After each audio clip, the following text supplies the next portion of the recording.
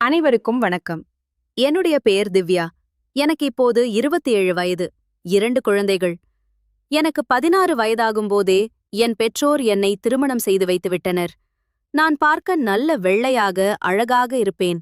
ஆனால் என் கணவரோ மிகவும் கருப்பாக இருந்தார். அவரை எனக்கு சுத்தமாக பிடிக்கவில்லை. எங்கள் குடும்பத்தின் வறுமையை அவர் சாதகமாக பயன்படுத்திக் கொண்டு என்னை திருமணம் செய்து கொண்டு என் வாழ்க்கையையே அழித்துவிட்டார். நாட்கள் செல்லச் செல்ல நான் அவரிடம் நேரடியாகவே சொல்லிவிட்டேன். உங்கள் நிறத்தாலேயே உங்களை எனக்கு பிடிக்கவில்லை. நீங்கள் என் வாழ்க்கையை சீரழித்து விட்டீர்கள். அடிக்கடி இப்படி சண்டை போடுவதும் அவருடைய நிறத்தை குத்திக் காட்டுவதும் வழக்கமாகிவிட்டது. நான் எந்த அழகுக்கு உங்களை மணந்தேன் என்று கேட்டு அவரை அவமானப்படுத்துவேன். ஒரு நிலையில் என்னை விவாகரத்து செய்துவிடுங்கள் என்றே நேரடியாக கேட்டுவிட்டேன். அவரை பார்க்கும்போதெல்லாம் எனக்கு வெறுப்பும் மன வருத்தமும் ஏற்பட்டது. அதனால் நான் அவருடன் தாம்பத்திய உறவில் கூட ஈடுபடுவதை நிறுத்திவிட்டேன். பல வருடங்களாக அவர் என்னை தொட்டதில்லை. அவர் விவாகரத்துக்கு சம்மதிக்கவில்லை. குழந்தைகளின் எதிர்காலம் கெட்டுவிடுமே என்று பொறுத்துக்கொண்டு வாழ்கிறார். ஆனால் எனக்கு அவருடன் வாழ பிடிக்காததால் தினமும் சண்டை போட்டுக்கொண்டுதான் இருக்கிறேன். எனக்கு ஒரு கெட்ட பழக்கமும் உண்டு. என் வீட்டில் குளியலறை வசதிகள் இருந்தாலும் திறந்த வெளியில் கொல்லையில் குளிப்பதுதான் எனக்கு மிகவும் பிடிக்கும். என் கணவர் வேலைக்குச் சென்றதும் கதவுகளை தாழிட்டுக் கொண்டு நான் கொல்லைக்குச் சென்று ஆடைகளின்றி நிர்வாணமாக குளித்து பாடல் பாடி சில நேரங்களில் நடனமும் ஆடுவேன். அப்படி ஒரு நாள் நான் குளித்துக் கொண்டிருந்தபோது பக்கத்து வீட்டு மாடியில் யாரோ திடீரென மறைவதை பார்த்தேன். எனக்கு அதிர்ச்சியாக இருந்தது. மீண்டும் இணைப்பு. யாரோ என்னை பார்த்து விட்டார்கள் என்பது புரிந்தது. அந்த உருவம் மெதுவாக வெளியே வந்தது. அது வேறு யாருமல்ல, பக்கத்து வீட்டு அங்கிள். அப்போதுதான் என் வாழ்க்கையில் ஒரு புதிய அத்தியாயம் தொடங்கியது. அந்த அங்கிள் வயது சுமார் 45. அவர் என்னை பார்த்து கொண்டிருந்த இடத்தை நானும் மறைந்திருந்து கவனித்தேன். அவர் பயந்து பயந்து 5 நிமிடங்கள் மறைவதும் தோன்றுவதுமாக இருந்தார். எத்தனை நாட்களாக இப்படி பார்த்து கொண்டிருக்கிறாரோ என்று தெரியவில்லை. அவருடைய மனைவி சில வருடங்களுக்கு முன்பு இறந்துவிட்டார். அவர் தனிமையில் வாழ்ந்து வந்தார். அதனால்தான் என்னை அவர் மாடியிலிருந்து பார்த்து ரசித்தார் என்று நான் உணர்ந்தேன். அவர் பார்க்க நல்ல சிவப்பாக, அழகாக இருந்தார். என் கணவனுக்கு நேர் எதிரான தோற்றம். அவர் மீது எனக்கு முன்பு எந்த ஆசையும் இருந்ததில்லை. ஆனால் அவர் என்னை இப்படி ரசித்துக் கொண்டிருப்பதை அறிந்த பிறகு எனக்கும் அவர் மீது ஆசை வந்துவிட்டது. என் கணவன் கருப்பாக இருப்பதாலும் எனக்கு அவரை பிடிக்காததாலும் நான் எப்போதும் ஒரு வெள்ளையான அழகான கணவனை ஆசைப்பட்டேன். பக்கத்து வீட்டு அங்கிள் அப்படித்தான் இருந்தார். எனக்கு அவர் மீது ஈர்ப்பு ஏற்பட்டது. நான் ஒரு முடிவுக்கு வந்தேன். இனி தினமும் அவர் மாடியில் நின்று பார்ப்பதை நான் கவனிக்காதது போல நடித்து அவருடைய உணர்வுகளை தூண்ட வேண்டும். அதன்படி நான் தினமும் குளிக்கும் பழக்கத்தை தொடர்ந்தேன். ஒரக்கண்ணால் அவர் வந்து பார்க்கிறாரா என்று பார்த்துக் கொள்வேன். அவர் வசதியாக என் முழு உடலையும் காணும்படி நான் அவர் முன் நிற்பேன். அவரும் தினமும் மாடிக்கு வருவதை வழக்கமாக்கிக் கொண்டார். நாட்கள் செல்லச் செல்ல, எவ்வளவு நாள்தான் இப்படி தரிசனம் காட்டுவது? அடுத்த கட்டத்துக்குச் செல்ல வேண்டாமா என்று நினைத்தேன்.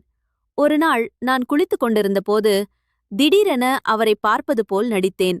அவர் அதிர்ச்சியில் அப்படியே மமாடியில் நின்றுவிட்டார். நான் சைகை மூலம், நான் இப்போது மாடிக்கு வருகிறேன், நீங்கள் அங்கே நில்லுங்கள் என்றேன். அவர் தலையசைத்தார். மீண்டும் இணைப்பு. நான் உடை அணிந்து கொண்டு எங்கள் வீட்டு மாடிக்குச் சென்றேன். அங்கிள் பதட்டத்துடன் என்னை அணுகினார். அப்போதுதான் நான் அவரிடம் ஒரு கேள்வியை கேட்டேன். அதற்குப் பிறகு எங்கள் உறவே மாறிப்போனது. நான் அவரிடம் கேட்டேன், எத்தனை நாட்களாக இது நடக்கிறது? அவர் சொன்னார், 1 மாதம்தான். ஒரு நாள் எதிர்பாராத விதமாக உங்கள் மாடிக்கு வந்தேன். அப்போது நீங்கள் குளிப்பதை பார்த்துவிட்டேன். அதில் நான் மயங்கிப் போனேன். அதன் பிறகு தினமும் வந்து ரசித்துக் கொண்டிருக்கிறேன். நான் கோபம் போல, உங்கள் வயதுக்கு இது தப்பல்லையா என்றேன். அவரோ, ஆரம்பத்தில் தப்புன்னு உணர்ந்தேன். ஆனால் உன் அழகைக் கண்டதும் என்னால் என் உணர்வுகளை அடக்க முடியவில்லை என்றார். எனக்கு அந்த வார்த்தைகள் பெருமையாக இருந்தன. யாரும் பார்க்க முன் வாங்க என்று அவரை என் வீட்டு ஹாலுக்கு அழைத்து வந்தேன். அவர் பதட்டமாக இருந்தார். நான் சொன்னேன், பயப்படாதீர்கள். என் கணவன் மாலை 7 மணிக்குத்தான் வருவார். நீங்கள் பார்ப்பதை நானும் 1 மாதமாக பார்த்து கொண்டுதான் இருக்கிறேன். எனக்கும் உங்கள் மீது ஆசை இருக்கிறது. எனக்கும் உங்களை பிடிக்கும். அந்த ஒரு வார்த்தைதான் சொன்னேன். உடனே அவர் என் மீது பாய்ந்தார். என்னை சோபாவில் தள்ளிவிட்டு என் மேல் படுத்தார். அவர் பல நாட்களாக தன் உணர்வுகளை அடக்க முடியாமல் தவித்திருந்தார். நானும் சம்மதம் தெரிவித்ததும் நேரத்தை வீணடிக்காமல் தன் வேலையைத் தொடங்கினார். எனக்கு ஏற்கனவே என் கணவனை பிடிக்காது, குறிப்பாக அவருடைய கருப்பான நிறம்.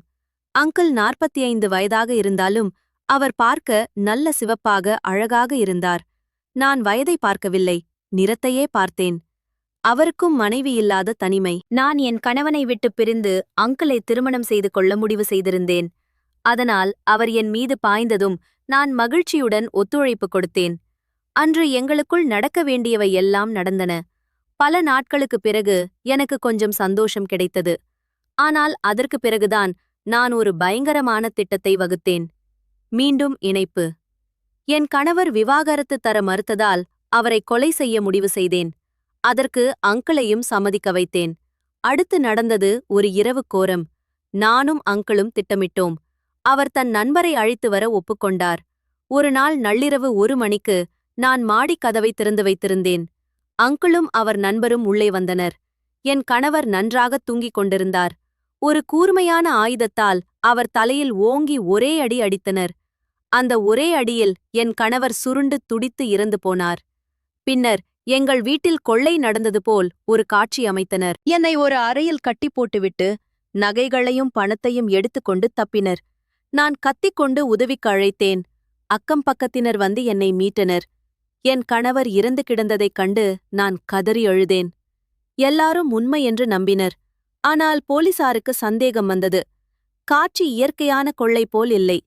தடயவியல் நிபுணர்கள் வந்து, இது கொள்ளை மாதிரி தெரியவில்லை, இவர்களே செட் செய்திருக்கிறார்கள் என்றனர். போலீசார் என்னிடம் கடுமையாக விசாரித்தனர்.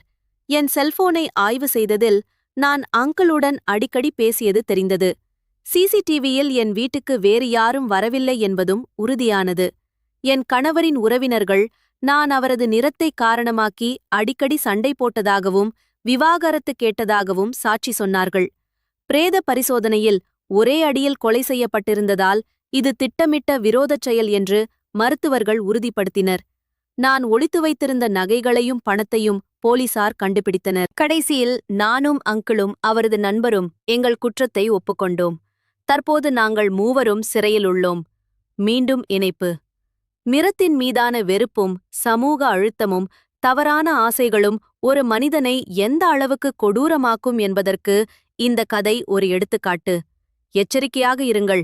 உள்ளே இருக்கும் கோபம் உங்களையும் இந்த பாதைக்கு இட்டுச் செல்லலாம்.